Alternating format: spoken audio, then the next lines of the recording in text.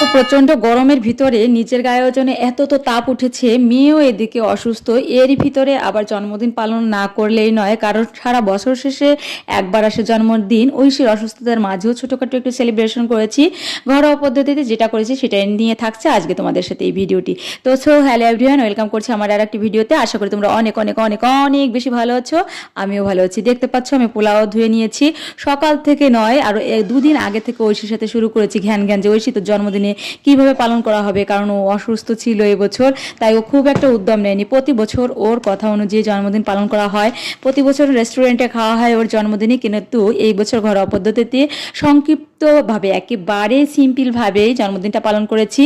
কারণ আমি নিজেও অসুস্থ থেকে কেবলমাত্র উঠেছি, শরীরে এত তাপ লাগছিল জানো না। তারপরেও মেয়ে বলে কথা, জন্মদিন তো পালন করতেই হবে, কারণ বছরে একটা দিন আসে, ওরা সারা বছর অপেক্ষা করে ওই দিনটায় একটু ভালো মন্দ খাবে, ঘুরবে ফিরবে। সেটা যদিও হলো না, তারপরেও একটা ইলিশ মাছ রান্না করেছিলাম। যেহেতু ইলিশ মাছ খেতে অনেক বেশি পছন্দ, এই সময় সাধারণত ইলিশ মাছ খেতে নেই, তারপরেও ভাবলাম যে একদিন দুই এক পিস খেলে কোনো কিছু হবে না।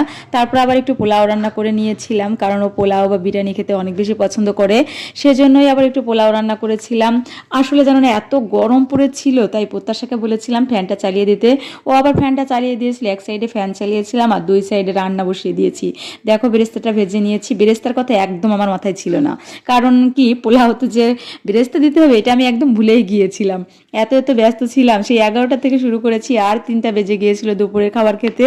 এদিকে আবার একটু মুরগির মাংস রান্না করেছি। সকালবেলায় আমরা খিচুড়ি আর ডিম ভেজে নিয়েছিলাম, 5টা ডিম 5 জনে খেয়েছিলাম। এদিকে আমার মেশো আর মাসি আসতেছে ডাক্তার দেখানোর জন্য, তো ভাবলাম তাদের জন্য একটু ডিম ভুনা করি। তো আমরা তো সকালবেলা খেয়েছি, তাই এখন আর আমরা এই খাবার তালিকায় রাখিনি দুপুরবেলায়। তাই ইলিশ মাছ একটু ভুনা করে নিয়েছি, সর্ষে ইলিশ আর কি, ভুনা মানে সর্ষে ইলিশ রান্না করেছি। আর ওইদিকে মাংস বসিয়ে দিয়েছি, আর সাথে আমি পটল ভাজি করে নিয়েছিলাম। তো পটল ভাজিটা আসলে খেতে অনেক বেশি মজা হয়েছিল। বাটিতে যে মশলাটা দেখেছিলে ওটা দিয়ে আমি সর্বশেষে মানে হালকা জল দিয়ে ঢেকে মশলা দিয়ে ভেজে নিয়েছিলাম। খেতে অনেক বেশি মজা হয়েছিল। এই তো আমার মাসি আর মেশো দুজনে চাকরি করে, অনেক দিন পর গোপালগঞ্জ আসছে, তাই তাদের উদ্দেশ্য আবার ওই ডিম ভুনা পটল ভাজি এটাই করেছিলাম। না হলে নিজের অসুস্থতার মাঝে এই 3-4 পদের আইটেমও আমি রান্না করতাম না বলে মনে হয়। তো যাই হোক, ঐশী অনেক অনেক অসুস্থ ছিল, তাই আমরা অনেক কিছু আয়োজন করতে পারিনি। নিজেও অসুস্থ দেখে হয়তো বুঝতে পেরেছো। তো এই যে দেখছো, ওর যেহেতু ওর অসুস্থতাটা হচ্ছে পক্স উঠে ভরে গিয়েছে একদম পুরো শরীর, তাই নতুন জামা কিনেছিলাম, যেটা তোমাদের সাথে শেয়ার করেছি একটা ছবিতে, একটা রিলসে। তো জামাটাও পরতে পারিনি, তারপরও জামাটা না কিনলে মন খারাপ হয়, তাই জামাটা ওই দিনই এনে দিয়েছি। তো কেক কেটে ছোট্ট একটা কেক এনেছিলাম। সবাই এত অসুস্থ ছিল, আসলে মনের ভিতরে তেমন কোনো উদ্যম বা আনন্দ কোনোটাই ছিল না। তারপরে একটু পায়েস রান্নাও করেছিলাম শেষে, যেটা তোমাদের সাথে ভিডিওটা শেয়ার করিনি। পায়েস না হলে তো জন্মদিনের উৎসবটা পালনই হতো না। আগেরকার দাদা দিদিরা আমাদের কিন্তু একটু পায়েস খেয়ে জন্মদিনটা পালন করতো।